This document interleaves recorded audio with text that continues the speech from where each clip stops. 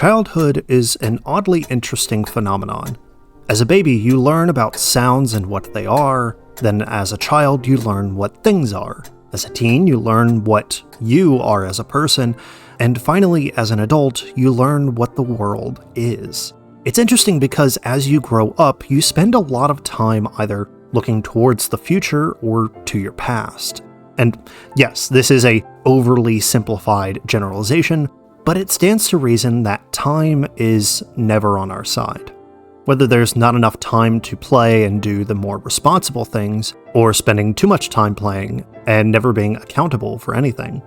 Growing up is a painful experience. So painful, in fact, that some never want to grow up in the first place, and prefer to stay as children forever. This is precisely the case for J.M. Barrie's character, Peter Pan, a boy who's become a symbol of childlike innocence and escapism as he never grows up.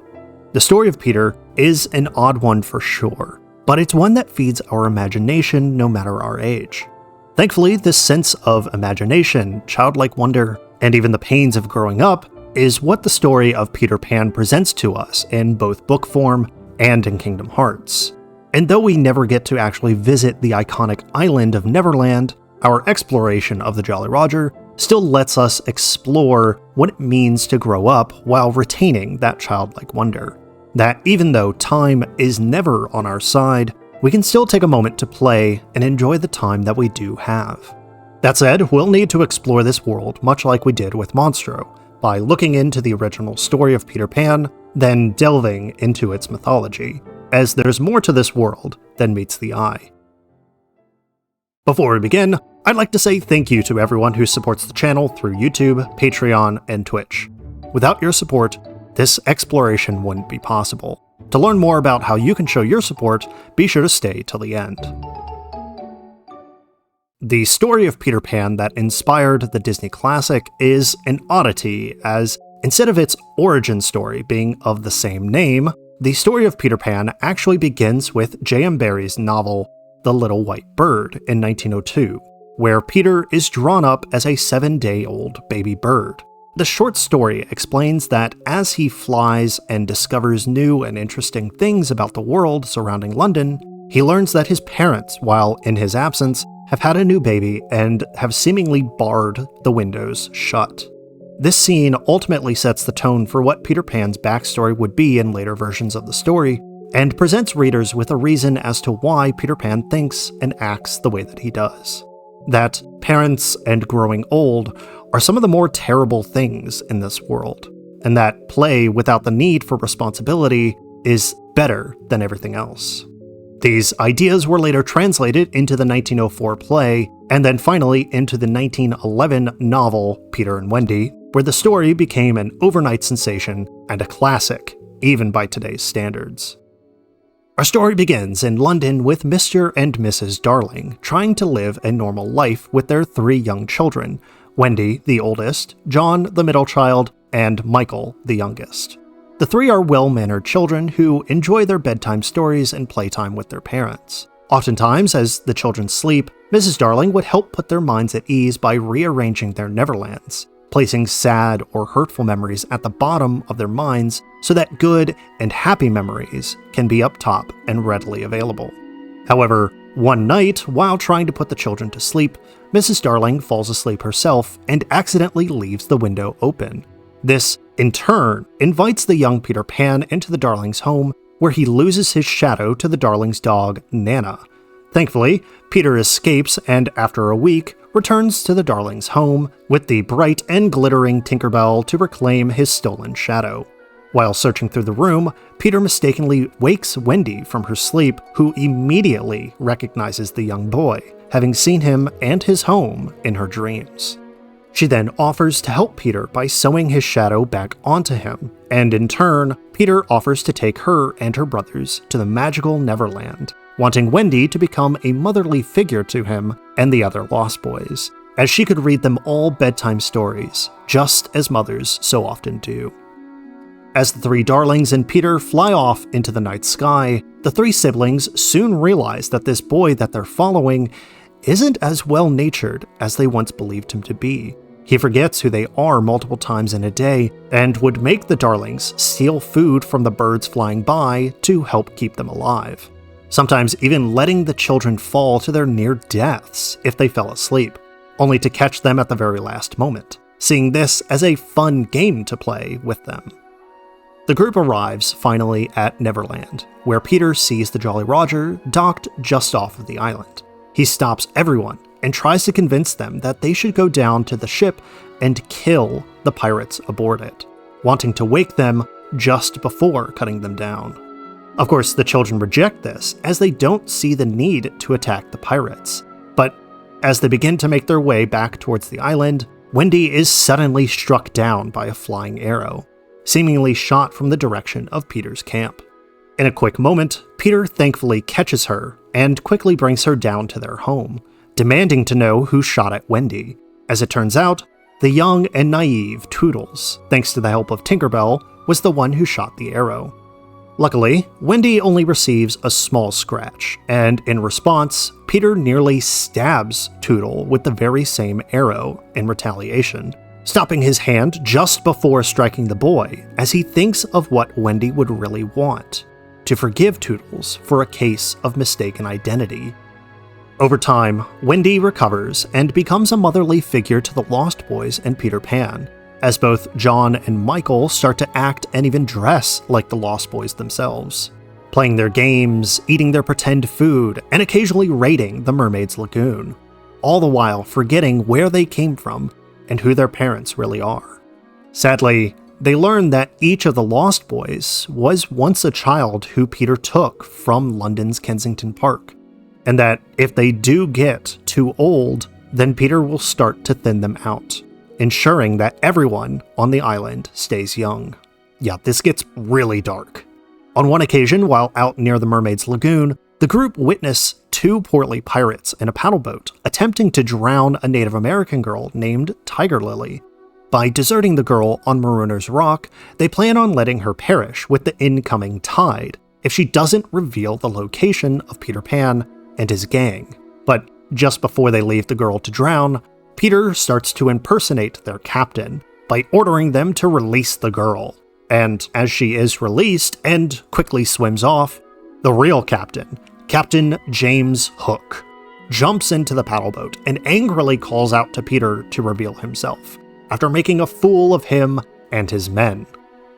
When the boy finally reveals himself proudly, the Lost Boys and the other pirates begin an all-out brawl. By the end of the fighting, Hook has retreated to his ship, and Peter is seriously injured and left stranded on Marooner's Rock, unable to fly. Thankfully, a mother bird called the Neverbird saves the boy by offering her nest to gently guide him through the waters back to safety. After a few days, Peter returns home and slowly begins to recover from his wounds. However, Wendy and her brothers begin to simultaneously remember their home and their parents, whom they've left all to their lonesome. Wanting desperately to return home, Wendy starts to tell stories to all the Lost Boys of the incredible adventure they've had and the beautiful home that they wish to return to. This nearly convinces all the Lost Boys to join the Darlings in leaving Neverland and to go home with them. But just before they all fully decide, Hook begins his attack on the natives, bombarding their homes indiscriminately just beyond the borders of Peter's hideout. Hearing this, Peter and the Lost Boys rally together to fight and finish off the pirates once and for all. But just as they are about to fight, they mistakenly hear the drums of victory by the Native Americans and let down their guard. The boys are all quickly rounded up by the pirates and tied together, leaving Peter all alone as he had hid himself in one of the boys' homes out of fear. After sleeping through the fight, Peter awakens the next day to see the devastation and rushes to Hook's ship to save the Lost Boys. Along the way, he runs into the crocodile that had eaten Hook's hand along with his clock and leads him to the Jolly Roger, perfectly mimicking the ticking sound of the crocodile the whole way there. At the ship, Peter continued his mimicry and nearly frightened every soul on board to death, so much so that he was able to easily free the Lost Boys and the Darlings before any of the pirates figured it out. But just at that moment, the pirates realize that they've been tricked and break out into an all-out brawl against Peter and the Lost Boys. Swords clashed, pistols rang out, clothes tore, and teeth gnashed, as nearly every pirate was killed, save for a few, and Captain Hook. But just as swiftly as Peter had saved his friends, so too had Hook been so quickly defeated, as with one swift kick, Peter Pan flung Captain Hook off the side of the ship and into the jaws of the waiting crocodile that had sat quietly just off the ship's bow. With this victory, Peter now commanded the Jolly Roger, and seeing the desire to return home on the darling children's face, Peter reluctantly agreed to sail back to London. However, he does make one final attempt to have them all stay by flying ahead of them and barring the windows of the Darling's house. But as he arrives at the Darling's home, he hears Mrs. Darling crying and whimpering at the loss of her children, wishing only for them to return home to her. This stops the young boy and persuades him to return to the group, who, not a moment later, arrive at the Darling's home. It takes Wendy, John, and Michael a moment to remember where they were and who their parents really are. But as soon as they do, they are welcomed in with open arms. It's a wonderful reunion as the whole family embraces one another and cries tears of joy. They ask Peter to join them, but sadly he refuses, as he could never grow up like they could. In turn, he asks Wendy to return to Neverland once a year to help with spring cleaning, which she happily accepts. Sadly though, Peter begins to forget his adventures with Wendy and the Lost Boys after only a few years, occasionally remembering his promise and flying back to London to take Wendy to Neverland. But to the boys' surprise, he instead now finds Wendy's daughter, Jane, and at one point, Jane's daughter, Margaret, with whom he asks to be his mother and continue her grandmother's task in helping with spring cleaning. With this, the adventures of Peter and Wendy end, but leave behind a legacy of childlike wonder and imagination. A legacy that conveys that although growing up is scary at times, it is ultimately a natural part of life that everyone must experience. That though some refuse to grow up, it doesn't mean that their heart doesn't grow with them. And even though this story is rather dark at times and Peter is, for all intents and purposes, a sociopath, the story still shares that whether you're an adult or a child, play, adventure, and using your imagination are all necessary for a person's growth. That taking things so seriously all the time can darken our horizons and prevent us from seeing the small blessings that life throws at us. Blessings that, at the time, can feel like a leap of faith. But perhaps a leap of faith, some trust, and a bit of pixie dust is exactly what we need in our journey through life, and especially so through Kingdom Hearts. Now, before we start our exploration of Neverland, there are a few things we need to cover first. First off, this world is incredibly short and much more streamlined as compared to the other worlds, needing only to make it from the bottom of the ship to the deck. Secondly, we unfortunately don't get to actually set foot onto Neverland, and instead spend most of our time exploring the ship and Big Ben, which means that Kingdom Hearts connects to our world in a literal sense, which hurts my brain. Anyway, Neverland is an intriguing world to me, not in a chrysalis in a jar kind of way, but intriguing in that this world doesn't really make any sense to me. It's a major world with some genuinely dark moments, but it raises more questions than it provides answers to. Where was Kairi found? How is Riku able to summon Auntie Sora? And why does Big Ben have a time-based reward system? The latter of which I'll do my best to cover. But this world feels, unfinished to me. Like there was more to explore that was left on the cutting room floor. And as crucial as this world is, it feels almost too streamlined. At its fastest, speedrunners can complete this world in about 4 minutes, and though I'm no speedrunner, I was still able to finish it in about 8 minutes, which feels way too short in my opinion. Conjecture aside, I still think that Neverland and its mythology still ring true to the themes of Kingdom Hearts, which, speaking of, if we make our way from Halloween Town through the lanes between, we're quickly set upon by Hook's infamous ship, the Jolly Roger. A ship that oddly enough makes its approach in nearly the same fashion as Monstro did, which actually might have a literary reason for this similarity.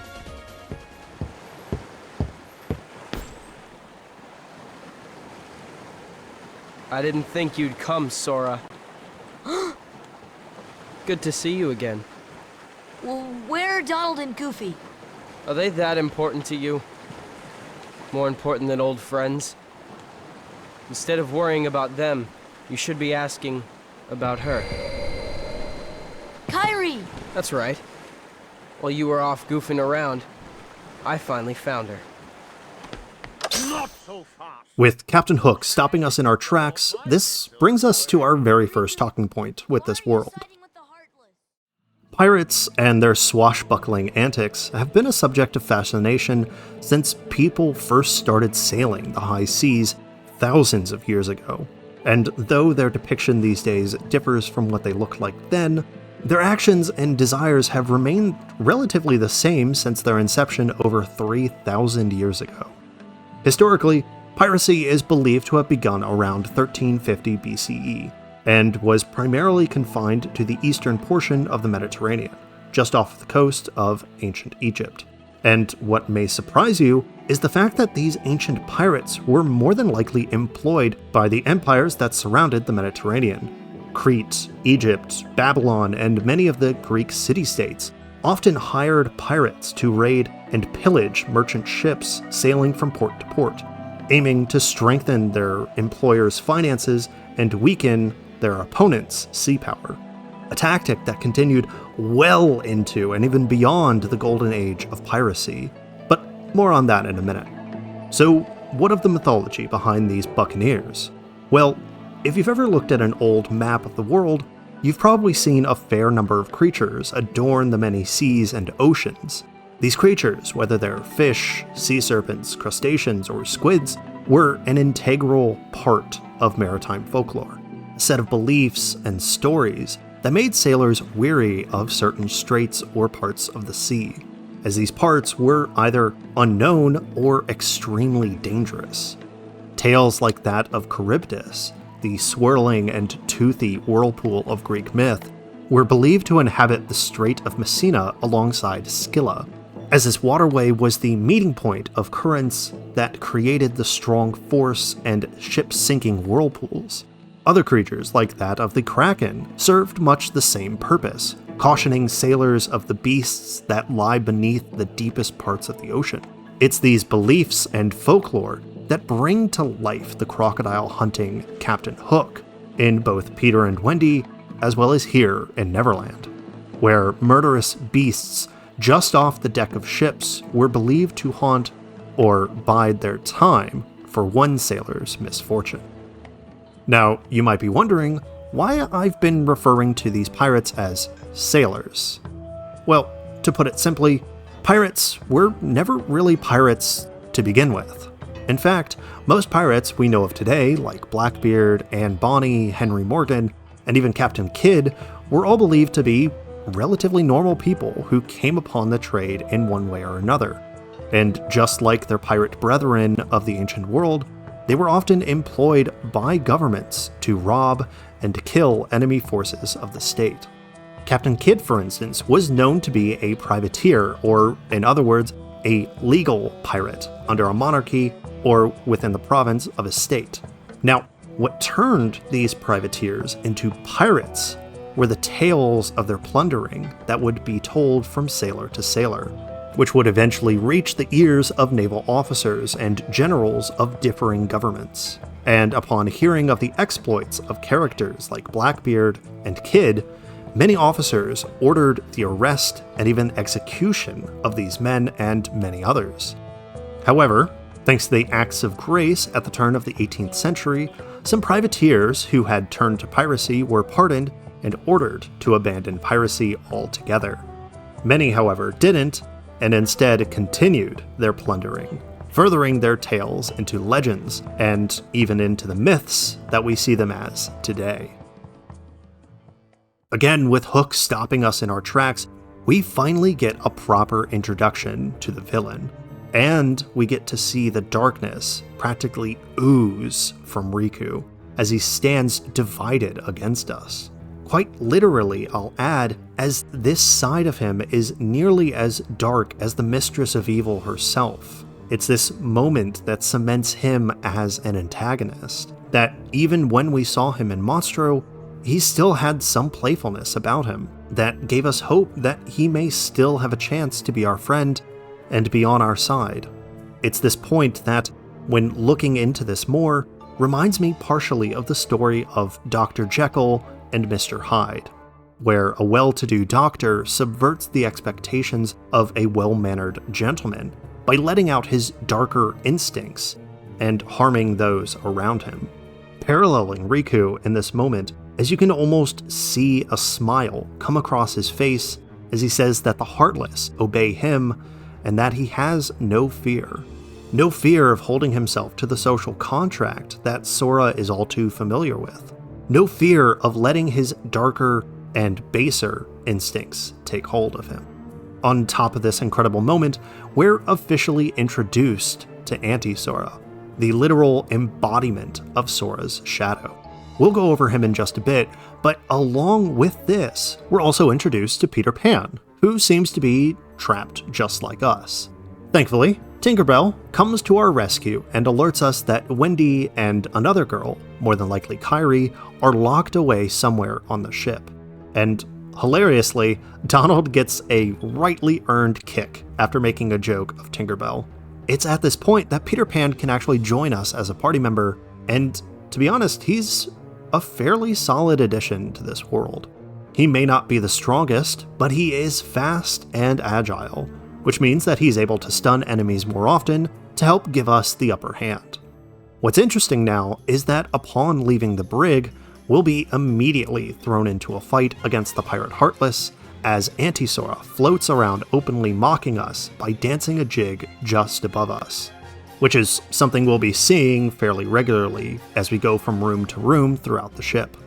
From the brig to below deck and back out to the cabins, the shadow continually haunts us until we eventually swat it away.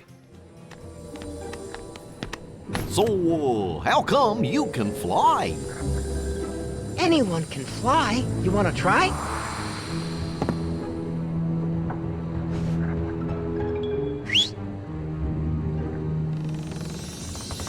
Aw, haven't you cooled off yet, Tink? Just a little bit of pixie dust. There, now you can fly. Although this scene focuses primarily on Tinkerbell and the gang learning to fly, this is probably the best time to discuss Peter Pan and his mythology, as from here on out, the connections in this world will come at us at a rapid succession. In a biography of Peter and Wendy's author, J.M. Barrie, Andrew Birkin writes that Peter was primarily based on Barrie's older brother, David, who had tragically died at the age of 13. This horrific event was, of course, devastating for the family, but they all eventually found solace in the fact that David would remain forever as a young and lively boy, to which, as I had mentioned earlier, is the primary connection to Peter Pan's symbolism of childlike wonder and escapism, as his character is shown to retain his eternal youth and playfulness, all while learning and growing his heart and accepting others, with the latter likely being influenced by Barrie's family as they grew closer together after David's death. I bring this up because children are some of the best storytellers. Their minds are almost designed to see the world in an imaginative sense. In Home Alone, for instance, Kevin views the boiler in the basement as a monster that terrorizes the family. Many kids might even see a closet door open by itself late at night and believe that a monster lives in their closet. It's this reasoning that mythology thousands of years prior was similarly crafted, to use our own base of understanding and beliefs to bring reason to the world around us. It's this idea that helps bring Peter Pan to life in both Barrie's novel and in Disney's adaptation in 1953. Naturally, Peter Pan's inspiration wasn't just J.M. Barrie's brother, but also that of Pan, the god of the wilds and of shepherds. This is why Peter Pan has that second name of Pan. Believed to have been the son of the messenger god Hermes and the nymph Penelopeia, Pan was viewed as a pastoral god who was primarily worshipped in the countryside of Arcadia. And as a pastoral god, Pan had no real temples made in his honor, instead only having statues and tributes in fields and grottos all around the countryside to allow people to have a closer connection to the god. This is so that many shepherds who tended to their flock would be able to worship Pan as they needed to travel from field to field to help properly tend again to their flock. In addition to this, Pan was depicted as a satyr, or a man with the horns and bottom half of a goat, a depiction that fell in line with the prevailing thought of both man and animals being at one with nature. However, this view didn't really pertain to a satyr's personality and their, let's say, desires. This is because satyrs in Greek myth were often seen as figures with a voracious sexual appetite that desired both human and animal. Also, I'm really sorry that I have to blur out a lot of these art pieces, as satyrs are notorious figures of fertility, and I'd like to not be demonetized for showing clear-cut nudity. So if you'd like to see the full unblurred version, I have that up on my Patreon.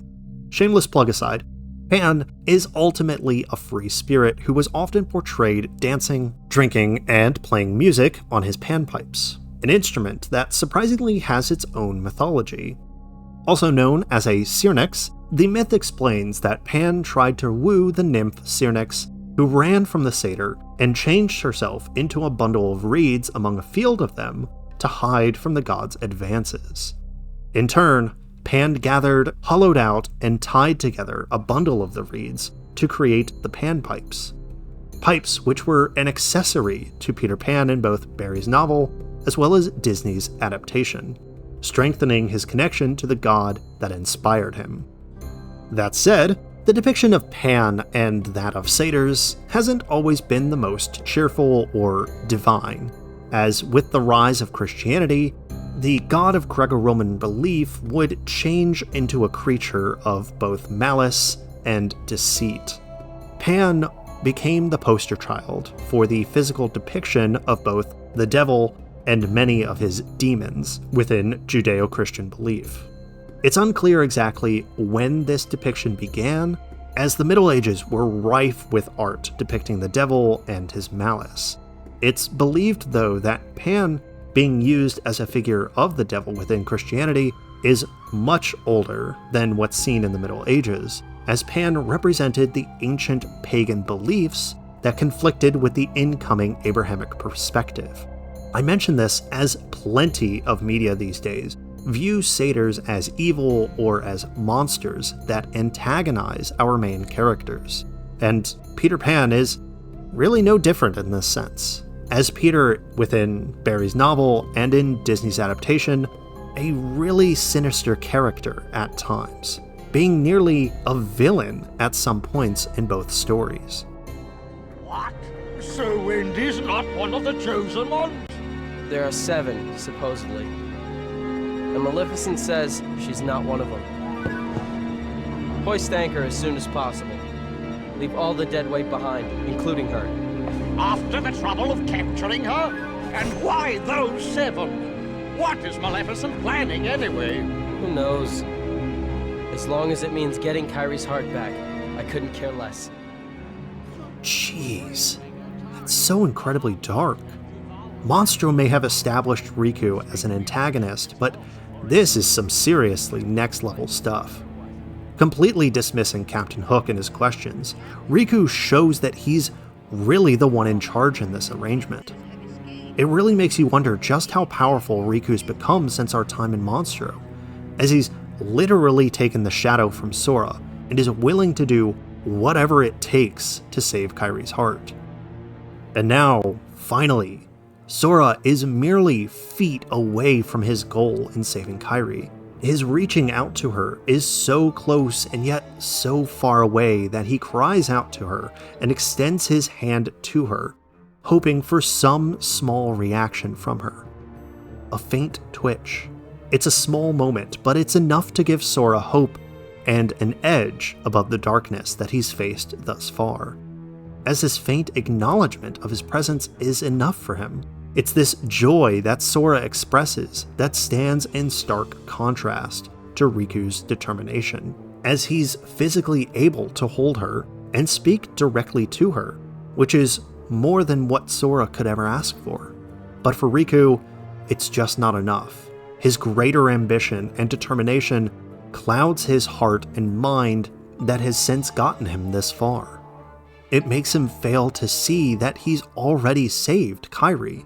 But even in this moment, Riku still has the upper hand, and snatches the moment from Sora as well as Peter, leaving the two with a renewed sense of purpose, to hightail it through the ship and to the upper decks. Interestingly, if you have Peter Pan in your party, you can actually get a super brief cutscene of Peter knocking on the door and and it's done. Never mind. But since we can't reach the room where Wendy and Kairi were, maybe the cabin next to it is unlocked and could serve as an entrance into their room. Of course, stepping into this cabin, we find a save point here, which makes it all the more obvious as to what's coming next. Riku, wait!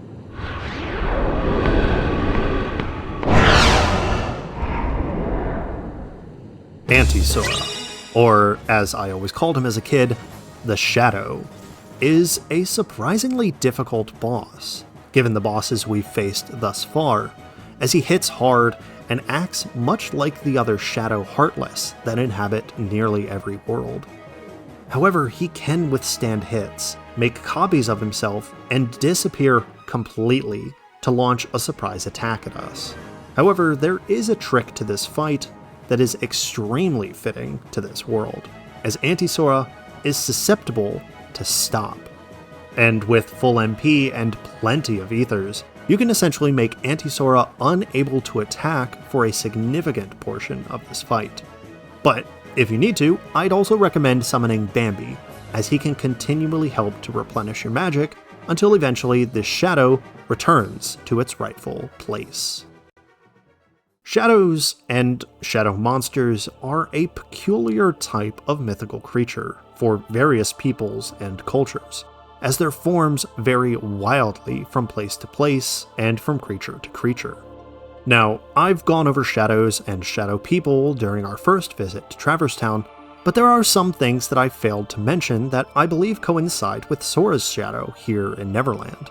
Of course, this manifestation may just be a play on Peter Pan's shadow being alive from the original story as well as its movie, but I think that there's a little bit more here than just that.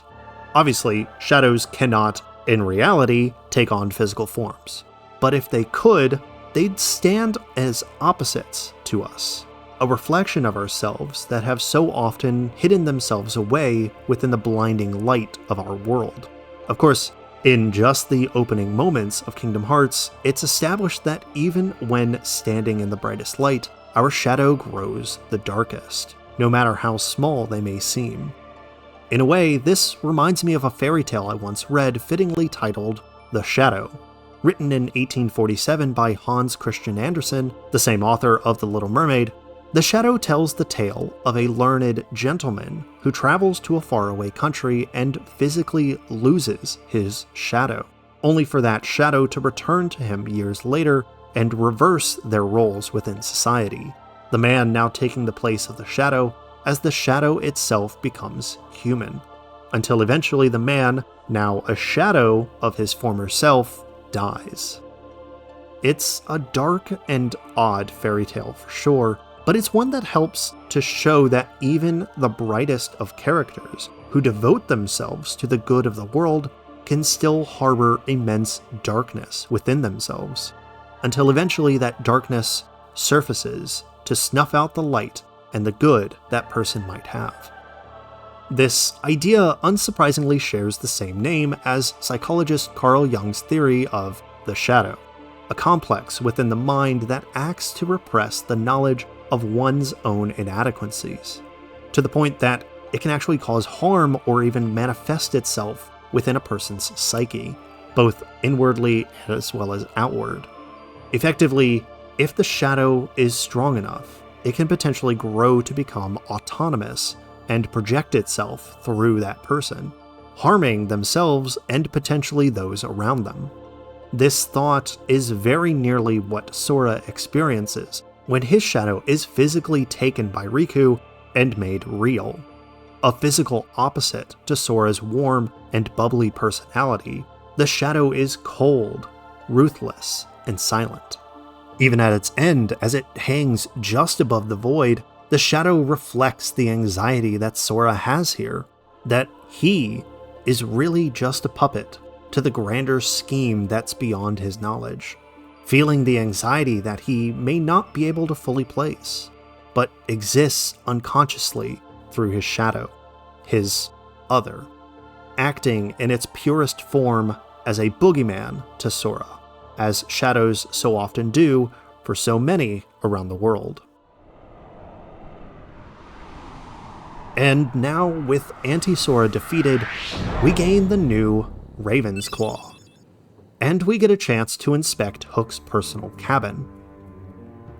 To be honest, it's quite pristine, but if we decide to interact with this wooden hatch just opposite to the one we entered through, we'll be able to drop down into the room where we last saw Wendy and Kairi together. Wendy! It's surprisingly touching to see Peter so adamantly look after Wendy, showing a level of care that his original character would easily shrug off. However, this kind of devotion is nearly identical to Riku's, as Peter swats away his best friend, Tinkerbell, and abandons the party to help wake Wendy. So maybe this moment isn't so wholesome, and even with Peter leaving, we're left to wonder where the heck we're supposed to go at this point. We've been through nearly every part of the ship, and even when we re-enter many of the spaces, we just find more Pirate Heartless. But remembering our goal to reach the top deck, we head back up to Hook's cabin and head out the front door, where we come face to face with the man himself. Quite a codfish, that Riku, running off with that girl without even saying goodbye. Run off where? Tell me, where did he go? To the ruins of Hollow Bastion, where Maleficent resides. But you won't be going there.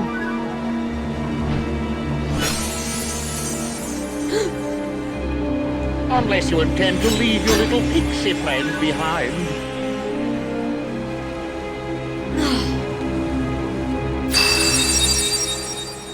To be honest, this cutscene is pure pirate fun, evoking the same kind of harrowing moments seen in so many pirate movies years prior, as our heroes are apprehended and forced to walk the plank, a punishment that has been unfortunately disputed by many historical sources, and was more than likely just created out of embellishment for marooning prisoners.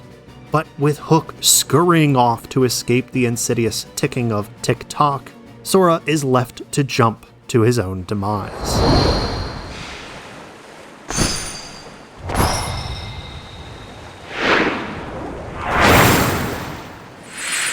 God, I love this moment. Seeing Sora finally fly and finally believe in himself is so cathartic that it feels like a superpower in our hands. And on top of this, Peter returns, saves Tink, and rejoins the party to help us fight off the Heartless crew, as well as their captain. And as Sora, Peter Pan, and the gang fight off the Heartless, let's take a moment to discuss our boss for this world and his ship, the Jolly Roger. When looking into Captain Hook within Kingdom Hearts and within Barrie's writing, I can't help but be fascinated by the villainous character that stands in direct contrast to Peter Pan. As Peter prides himself on his cockiness and confidence, Hook is instead flamboyant in his actions. He's visibly shaken when hearing the ticking of the crocodile. He has immense emotional outbursts and is easily agitated when caught off guard. I personally find him fascinating, as his attitude is surprisingly inconsistent with how pirate captains actually were during their time on the high seas. Now, we've come to believe that pirates and their captains were absolutely ruthless scoundrels that roamed the sea, murdering and taking whatever they pleased. And there were some, but multiple sources, from diaries to personal eyewitness accounts, have since informed us that pirates, especially their captains, were much more organized and even prided themselves on following a set of guidelines to help keep a ship afloat. When it came to treasure, crews would, in reality, often evenly divide the wealth among themselves, with the captain getting only a slightly larger share. As for the responsibilities in cleaning and maintaining the ship, it's been found that most ships actually kept to a strict shift schedule, allowing for some of the crew to rest while others worked. This was because many of the pirates and privateers during the golden age of piracy between the 17th and 18th centuries took on slaves from other ships, freeing them from their imprisonment and indentured servitude to instead work equally with others aboard the ship, all of who sought the same freedoms. As for the violence that pirates have been so often known for, some, like Blackbeard and even Black Bart, were notoriously cruel to both their own crew as well as anyone unfortunate enough to cross their paths. However, this wasn't always the case for every pirate crew, as many of them would instead use fear to subdue ships or even soldiers to get what they wanted or needed. The Jolly Roger flag, for instance, was one such tool that was used to frighten other sailors and ships into submitting without even needing to attack. It's a flag that, interestingly enough, actually had multiple versions to it, depending on the task and the ship at hand. The skull and crossbones, for example, was utilized by Black Sam Bellamy to threaten ships into submission by simply showing that they were willing to kill, with one specific case where Bellamy only fired a single shot while hoisting the flag, which resulted in him commandeering that ship he was chasing at the time. It's this flag, and others like it, that would cement this symbol as a representation of piracy even in today's worldview, as well as establish some ships to be named the very same. One ship in particular would be this very one that Sora and the gang roam about throughout the majority of this world. The Jolly Roger ship, named by Barrie, is surprisingly small given its appearance as a galleon. However, when we first come across the ship, it's visibly unmanned and ghost-like, seemingly moving on its own. Now, this may be a theory, but I believe that Hook's ship may be an homage to, or may directly be, the legendary ghost ship, the Flying Dutchman. A ship that haunted the seas and drove men to madness from just its sight alone. First reported by sailor John MacDonald in 1790, he writes in his book that the Dutchman suddenly appeared in the midst of a fierce storm, attempting to dock at the cape where the crew were stationed at. But the ship couldn't make port and instead stayed in place, seemingly piloted without a soul at the helm. This reporting was likely only the first written account of the ghost ship's appearance, and the fears and stories surrounding the ship's existence likely originated by word of mouth over a century earlier, a time when the United East India Company dominated the Atlantic and parts of the Pacific. That is, until one ship crashed into the rocks of a cape during a tempest and was never recovered. Some have said that the ship's captain made a deal with the devil to save the ship, but in turn condemned his crew to work the ship for all eternity, while others say that a tempest drowned the ship on its journey home, and its crew continues to roam the seas, hoping to dock and make it home. No matter what the stories may be, the myth of this ghost ship is one that sailors will still swear by today.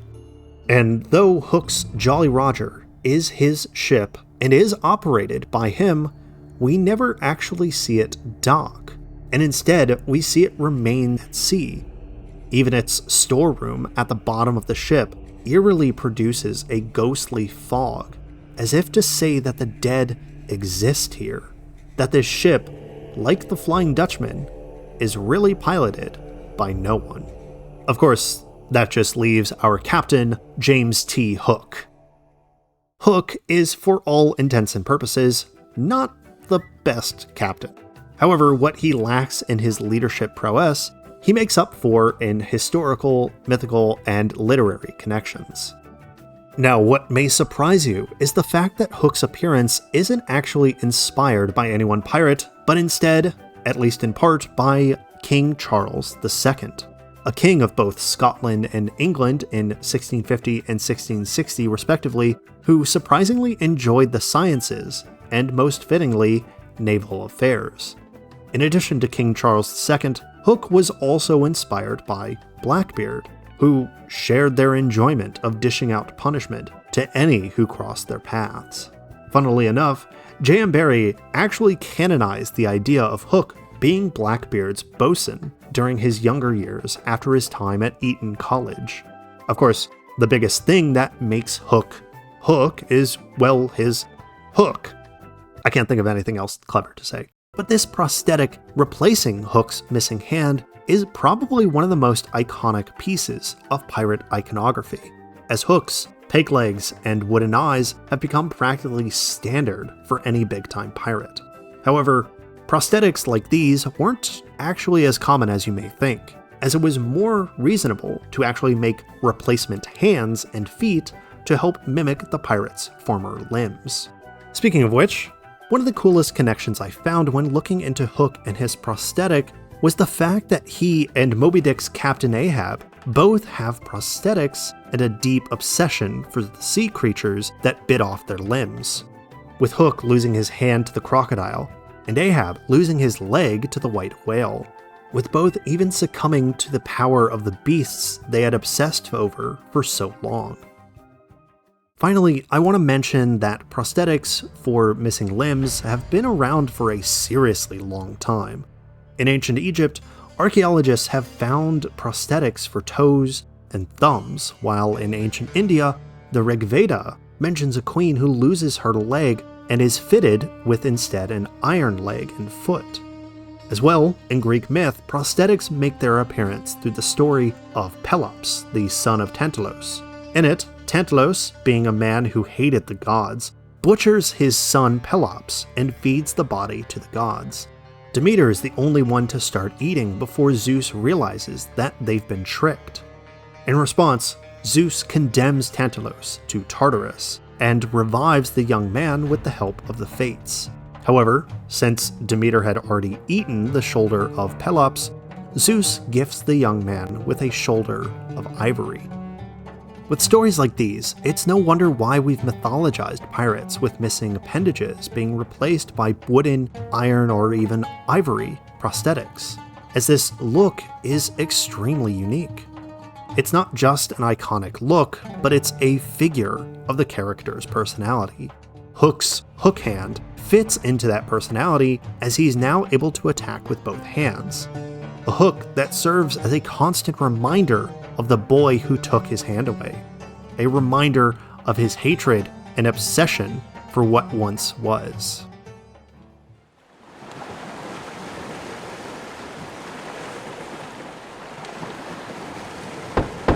Is that you, Smee? Did you finish them off? Aye, Captain. They walked the plank, every last one of them.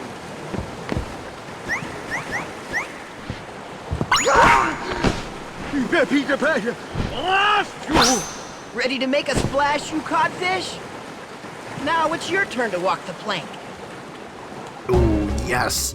Hook is one of my absolute favorite boss fights in Kingdom Hearts, for one specific reason. Flight. With the new ability, Glide, we're now able to fully fly through the entire world of Neverland, especially against the devilish Captain Hook himself.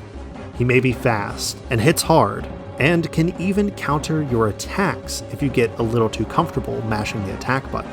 On top of this, there will always be a pirate ship Heartless flying around to harass us or even heal Hook. Thankfully, they're not too much of an issue, and can just be a bit annoying is all. As for Hook, we can actually handle him in much the same way we did Anti-Sora, by using Stop to get some hits in and then repeat the process. This fight is so much fun, and actually feels like a proper fight, unlike Darkseid or even Jafar's Lamp, who feel more like punching bags than anything else. But with some luck and a bit of pixie dust, the codfish will be defeated and tossed into the waters where he belongs, being chased off into the night with Tick-Tock hot on his tail. Taking a breath after the battle, the gang, for the first time, take a moment to worry about Kairi's condition and how Sora will take the notion of Kairi no longer having her heart. This specific idea is something we'll be talking about later on, but I've gotta say that this is a seriously tender moment. Donald and Goofy show here that they really care about their friend, and have become so much more comfortable with Sora, with Donald even giving Sora a moment to think to himself, instead of using the time to influence his thoughts with their own ideas on the situation. And then when the silence breaks, thanks to Peter, we see just how big Sora's heart really is, thinking positively about the stories that he'll have when Kairi finally wakes up. Him flying, fighting pirates, journeying through multiple worlds, and meeting new and fascinating people. It's this moment that gives Sora the freedom he's always wanted. A freedom that he, Riku, and Kairi always wanted to experience together. What's that, Tink? What about the clock tower? You say there's something there.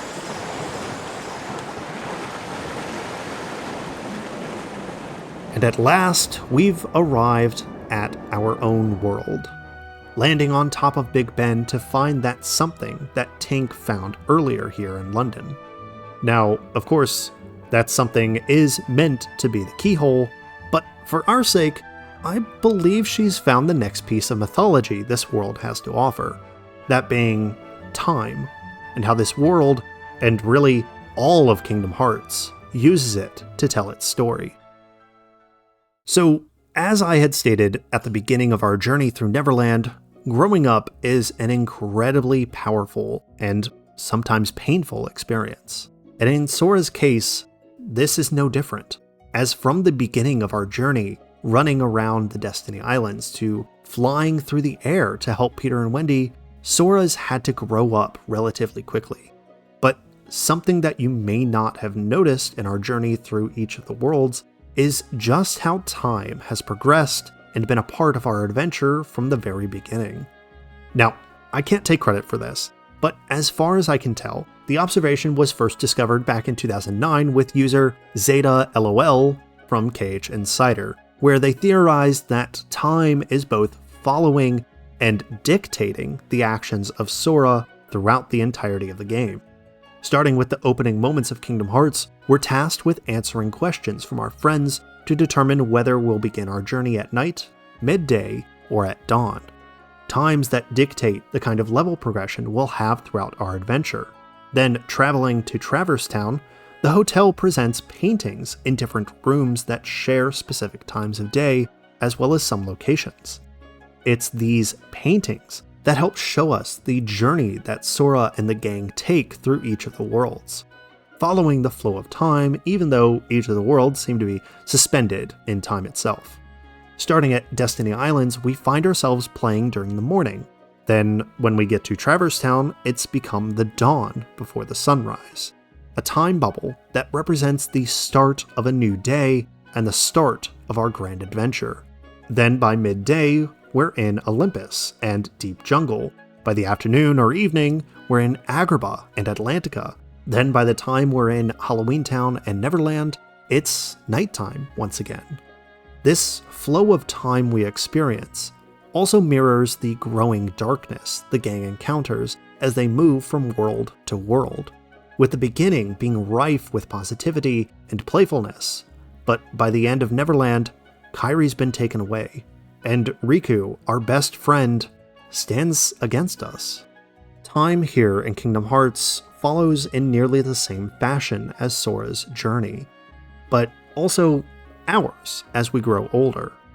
For when we're children, we view the world in a more positive light, that good always triumphs over evil, that light always defeats darkness, and that the beginnings of our lives are filled with smiles and laughter.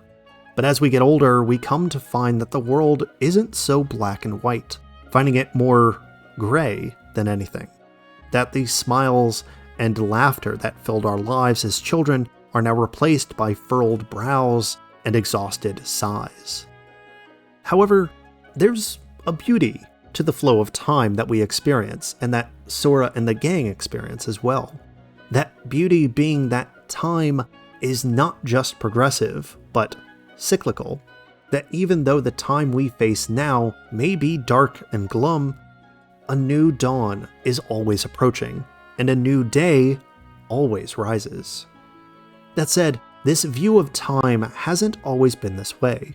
Instead, much of recorded human history treated time just as literally as you or I. In Greek mythology, for instance, time existed as both the god Kronos and the titan Kronos. And yes, they are different, but also the same. It's really complicated. But in brief, Kronos existed as the personification of time, a god who represented the longevity and ancient aspect of time itself, while Kronos, the titan of the harvest, existed in nearly the same fashion as he represented the reaping that time had over all life. Similarly, in Hinduism, the goddess Kali was a deity of time and of death, and oftentimes represented the maliciousness of time as our lives came to an end. Now, as you can probably surmise, time and life expectancy go hand in hand, as our lives are dictated by the time we have within existence. Lives that are similarly tied to the fates that were once believed to draw up the life of every individual and determine their end with a simple snip of a string. For Neverland here, time is both flowing and simultaneously standing still. I never really noticed it until looking further into this world, but Hook's ship is actually anchored, but is seemingly still moving through the waters as the small waves flow past and crash into the ship. On top of this may be a metaphorical reason as to why we never actually see Hook be eaten by the crocodile, as TikTok is meant to represent the violent end that so many meet, haunting so many, including Hook, with the ever-present progression of time. Though when Hook is defeated, he instead runs away from the crocodile and seemingly vanishes, notifying us that time both flows and stands still here. It's here in our final area of Neverland that we find where time begins to flow once again, as there's a small but incredible detail here. If you've ever flown around the clock tower here at Big Ben, you've probably noticed these small doors placed all over it. Well, funnily enough, if your in-game timer matches the hour on Big Ben, you'll find a light on top of a door. And when we open it up, we get some very useful items. Credit goes out to KH Guides and our good friend 2C Phoenix for showing me how this specifically works. But what's fascinating about all this is the fact that this is seemingly the only place where time continuously flows. Now, yes, it does remain nighttime here, but having a physical clock that tells the time is nowhere else seen in Kingdom Hearts, or at least nowhere else that I could find.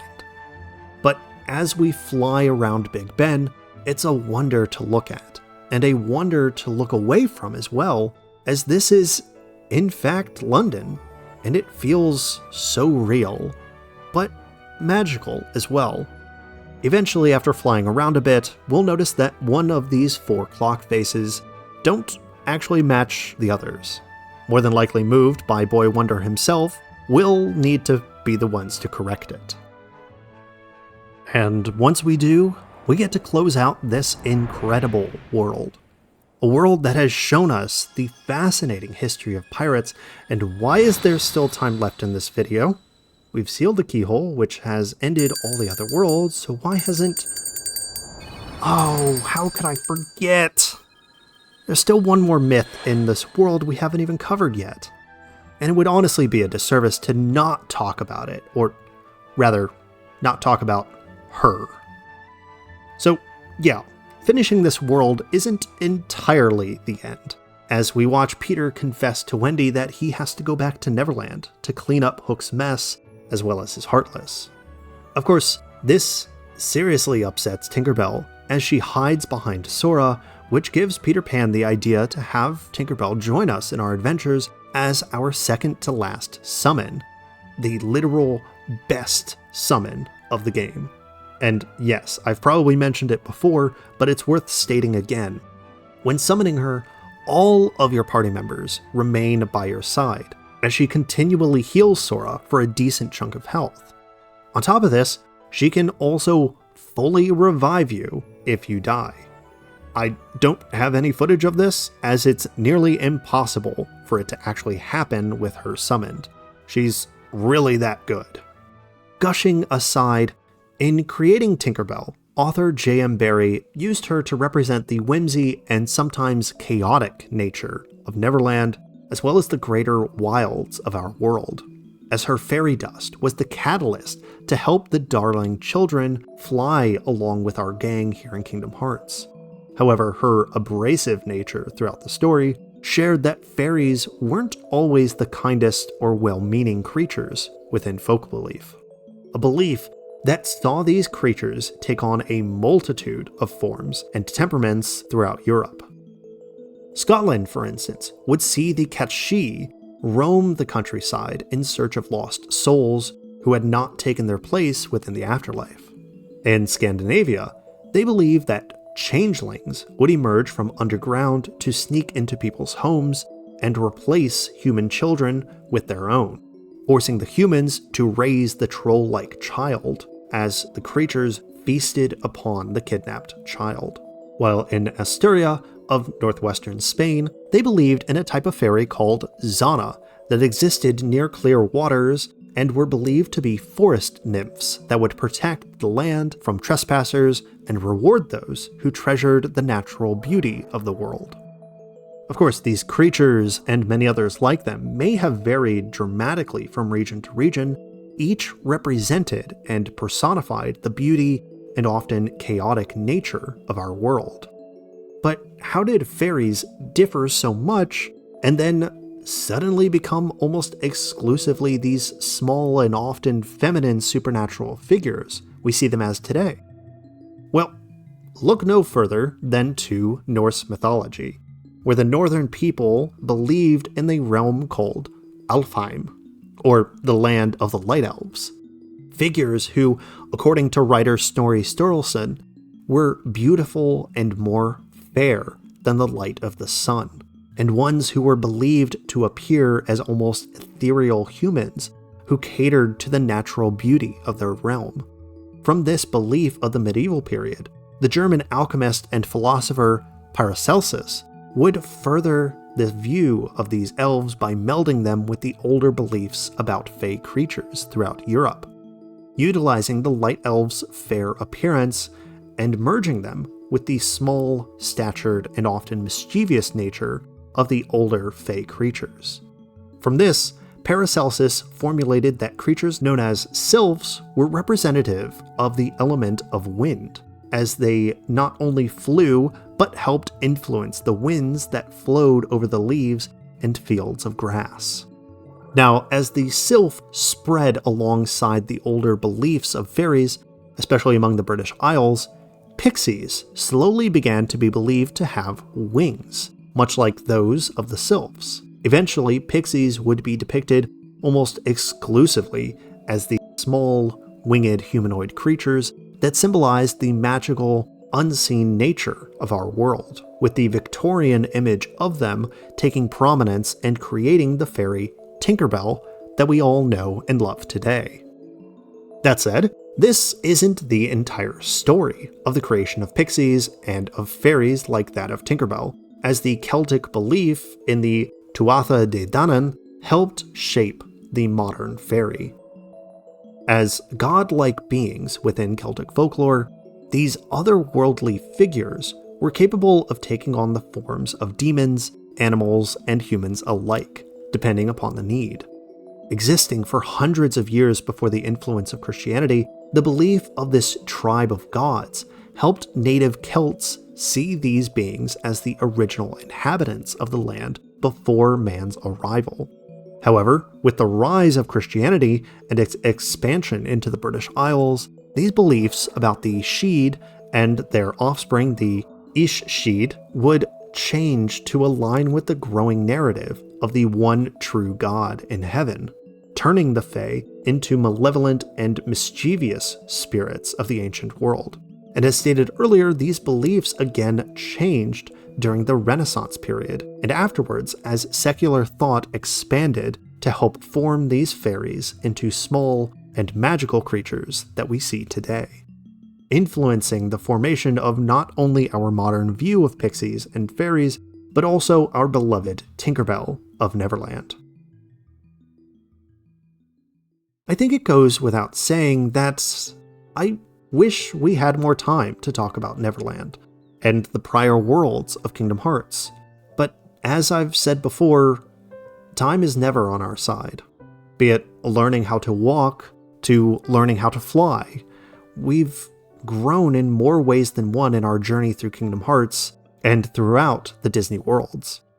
Neverland may have been small by comparison, but as they say, big things come in small packages. This world holds so much in it that even in our time here, learning about the history and mythology that it represents, I could honestly just go on and on.